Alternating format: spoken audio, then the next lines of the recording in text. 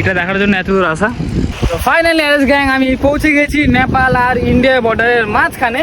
এখন বৃষ্টি বর্ষাকালের দিন তো চলে আসলো, পুরো সবুজে সবুজ হয়ে থাকবে পরিবেশটা। আমাকে এখন এই লেফট সাইডে নিতে হবে, এখান থেকে চালানোটা শুরু করি, কারণ এক হাতে আমাকে ভিডিওটা করতে হবে আর এক হাতে আমাকে চালাতে হবে। এই দেখো একটা বড় গাছ এখানে পড়ে আছে লম্বা, তার ডালপালা এখানে।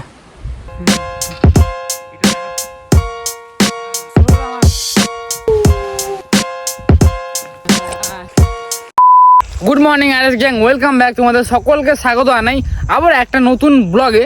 অনেক দিন ধরে মানে আমি কোথাও বেরোচ্ছি না সাইকেলিং করার জন্য। তো আজকে আমি ডিসাইড করলাম যে আজকে আমি যাবো নেপাল বর্ডারে। তাই সকাল 5:30টায় আমি অ্যালার্ম লাগিয়েছিলাম আর আমার উঠতে হয়ে গেছে 7টা। আমি 8টার মধ্যে বেরোলাম এক্ষুনি। আর এখানকার কিছুটা ভিউ এরকম লাগছে দেখতে। এখন বৃষ্টি বর্ষাকালের দিন তো চলে আসলো, পুরো সবুজে সবুজ হয়ে থাকবে পরিবেশটা। এখানে চা পাতা বাগান করা পুরো চলে এসছে বলে ফুটে উঠেছে, একদম সবুজ সবুজ হয়ে আছে, দেখতে খুব সুন্দর লাগছে।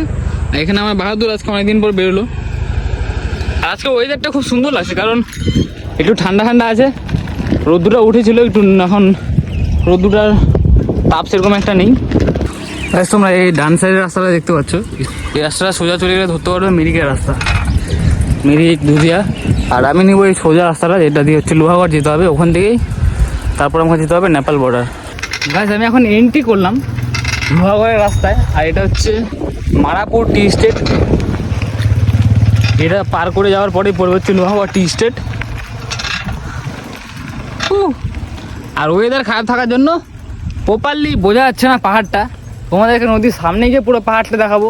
এটা একটা নদী যার জল পুরো শুকিয়ে গিয়েছে, দেখো পুরো শুকনো, জলই নেই একদমই। এটা দেখার জন্য এত দূর আসা। আর মেঘলা ওয়েদারের সময় হালকা হালকা কুয়াশা যখন পড়ে, দেখো কত সুন্দর লাগে পাহাড়টা দেখতে। যাচ্ছে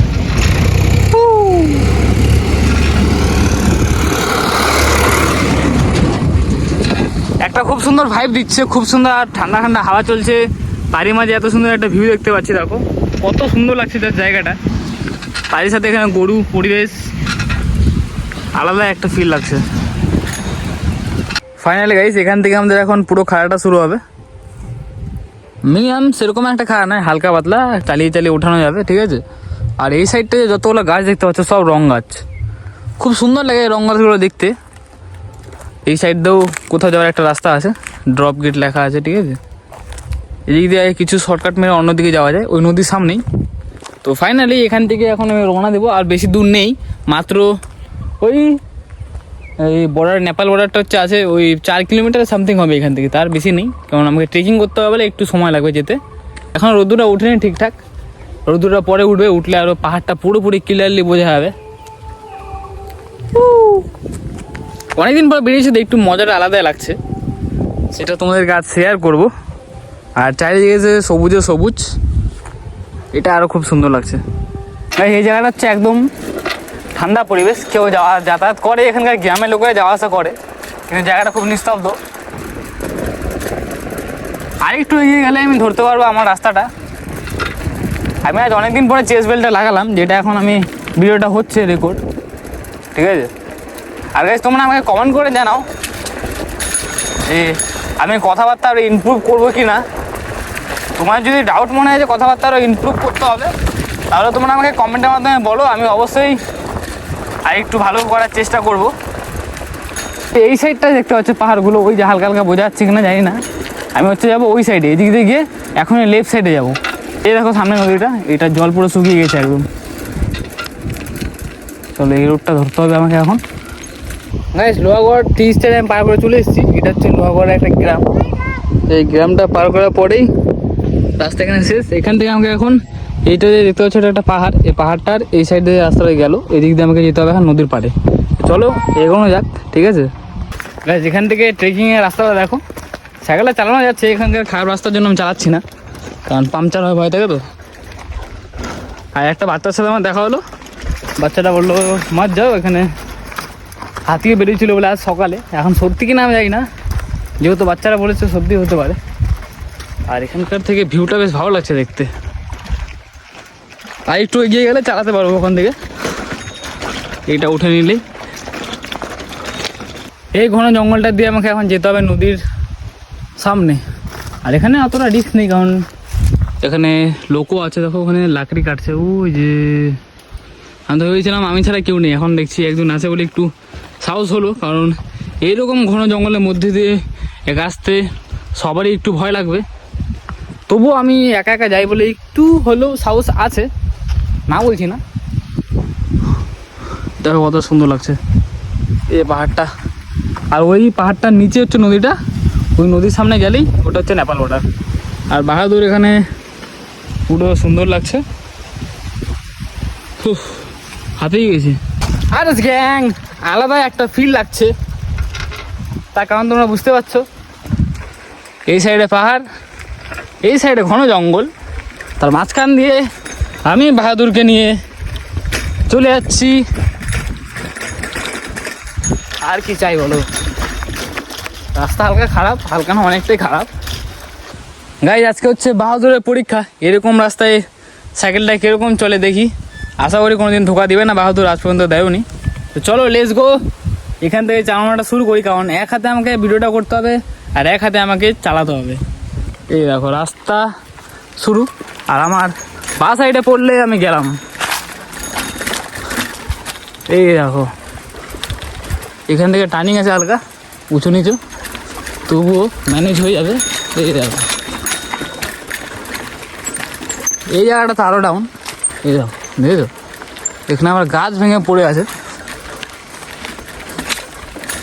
এখানে একটু দাঁড়াতে হবে, কারণ না হলে হবে না। এই সাইডটা দিয়ে যেতে হবে আমাকে এখন।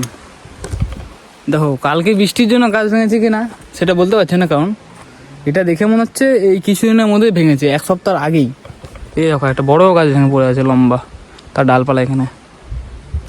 এখন এমন একটা পরিস্থিতিতে এসে পৌঁছেছি যে হচ্ছে আমাকে এখন বাহাদুরকে এই রাস্তাটা দিয়ে নামাতে হবে। এই দেখো পুরোটা ডাউন, আর পুরো পাথরে পাথর। ওই জায়গাটা থেকে নিচে নেমে নদীর সামনে যাবো, ওখানে একটু খেয়ে দিয়ে তারপর রওনা দেবো। তো চলো আগে এখান থেকে নেমে পড়ি।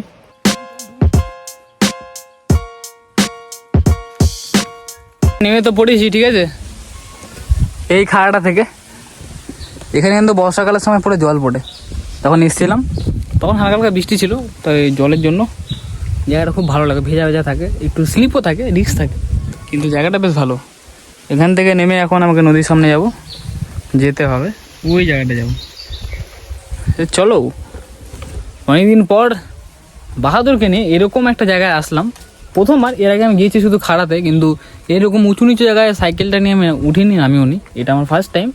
খুব ভালো লাগছে, একটা অ্যাডভেঞ্চার। গাইজ কিছু কারণবশত আমাকে বাহাদুরকে এখানে রেখে যেতে হচ্ছে, কারণ এখানে হাতিও বেরোয়। শুয়ে রেখে দিলাম, ঠিক আছে, শুয়ে রেখে দিলাম বাহাদুরকে। আর ওখানে দেখো কটা লোক যাচ্ছে, দুইজন, ওনার সাথে আমি কথা বললাম, ঠিক আছে। কোথায় গেল ও যে দেখো দুজন লোক যাচ্ছে, ওই দুটো আঙ্কেলের সাথে কথা বললাম, ওরা লোকাল এরই বললো হাতিগুলো যে আছে এখানকার, এরা এই সাইডে থাকে না, হাতিগুলো হচ্ছে থাকে ওই সাইডটা, ওখানে কলা বাগান আছে। তো চলো এখান থেকে ট্রেকিং করি, কারণ আমি যদি সাইকেল নিয়ে নিচে নামি, বাই চান্স যদিও বেরোয় যায় হাতি, তাহলে আমি সাইকেল নিয়ে পালাতে পারবো না এদিকে, কারণ সেই জন্য আমি এখানে রেখে দিলাম। আর হাতি উপরের সাইডে থাকে না, নিচের সাইডে থাকে, আর কোনো ঠিক নেই বললো এখানকার লোকের, যখন তখন এখানে বেরিয়ে যায়, ঠিক আছে। কারণ তারই মধ্যে আছে হচ্ছে ঘন জঙ্গল, আস্তে আস্তে আসবে, বুঝতে পারবো না। তো তোমরা যখনই ধরো আসবে পুরো গ্যাং নিয়ে, 4-5 জন যতজনই হোক, একটু বি কেয়ারফুল থাকবে, ঠিক আছে। ফাইনালি এস গ্যাং আমি পৌঁছে গেছি নেপাল আর ইন্ডিয়া বর্ডারের মাঝখানে। এটা হচ্ছে মেচি নদী, যার জল পুরো শুকিয়ে গিয়েছে, হালকা হালকা আছে, এই দেখো খুব কম জল। যখন বর্ষাকালের সময় পুরো ভরা থাকে, দেখো যতটা দেখতে পাচ্ছ উঁচু নিচু পুরো ভরা, আর পুরো তিরানা নদীর মতো পুরো পাথরে পাথর। এর আগে আমরা গিয়েছিলাম এই নদীটা পার করার ওই পারে, যখন ওই লোকগুলো দেখো যাচ্ছে হেঁটে হেঁটে, ওই দিক দিয়ে যা হচ্ছে সোলাকপুর, যেখানে আমরা কমলা লেবু আনতে গিয়েছিলাম এবং খেতেও গিয়েছিলাম, খুব মজা হয়েছে। আমাদের কমলা লেবু আনতে যাওয়ার সময় ট্রেকিংটা হয়েছিল সোলাকপুরে 6 ঘন্টা, আর আমি আজকে বাড়ি থেকে আসার সময় এই ইন্ডিয়ার নেপাল বর্ডারের মাঝখানে আসতে আমার সময় লেগেছে 8টার সময় বেরিয়েছিলাম, এখন বাজে হচ্ছে 11:30, 8, ওই 3.5 ঘন্টা সময় লেগেছে। আমি অনেকক্ষণ দাঁড়িয়ে এসেছি, তো টেকগুলো নিয়েছি বলে একটু লেট হয়েছে, নাহলে অত লেট হতো না। এমনি তোমার জাস্ট ভিউটা দেখো, অনেকটা আবার দুধের মধ্যে ভিউ, কারণ মাঝখানে একটা পাহাড় দেখো, একটা থাক, দুটা থাক, তিনটা, চারটা, আর ওই লাস্টে যে 4 নম্বর থাকটা ওটা বোঝা যাচ্ছে না মেঘের জন্য, কিন্তু ভিউটা খুব সুন্দর লাগছে। তোমাদের কেমন লাগছে অবশ্যই তোমরা বলো। এই যে ওই সাইডে দেখতে পাচ্ছ অনেকগুলো কলা গাছ, ওপরে ওপরে নিচে নিচে, হাতিগুলো হচ্ছে ওই সাইডে জঙ্গলে ঢুকে থাকে। একটু সন্ধ্যা টাইমে বেরোয় বা এই দিনের বেলা বেরোয়, কোনো ঠিক নেই, যখন তখন বেরিয়ে যায়। তো তোমরা যখনই এই জায়গাটায় যদি আসতে চাও তাহলে অবশ্যই বি কেয়ারফুল একদম থাকবে। তোমাদের বাইক নিয়ে আসতে শিলিগুড়ি থেকে অ্যাপ্রক্স ওই বেশিক্ষণ সময় লাগবে না, 1 ঘন্টা 20 মিনিট বা 40 মিনিট সময় লাগবে, খালি হাঁটতেই একটু সময় লাগবে।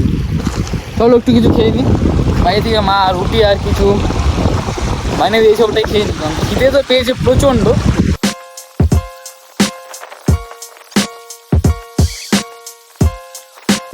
গাইজ, যারা সাইকেলিং করো আমার মতো, অনেকেই করো, তো তারা জানোই যে টাকাটা কতটা জরুরি সেভিংস করার জন্য সাইকেলিংয়ের পক্ষে, যারা সাইকেলিংটা করে। তো সেই জন্য মা আমাকে কিছু বানিয়ে দিয়েছিল, রুটি আর সবজি, যেটা মা আমাকে বানিয়ে দেয় যখনই বলি, ঠিক আছে। কম খরচের মধ্যে আমার একটা ট্যুর হয়ে যায় সারাদিনের জন্য।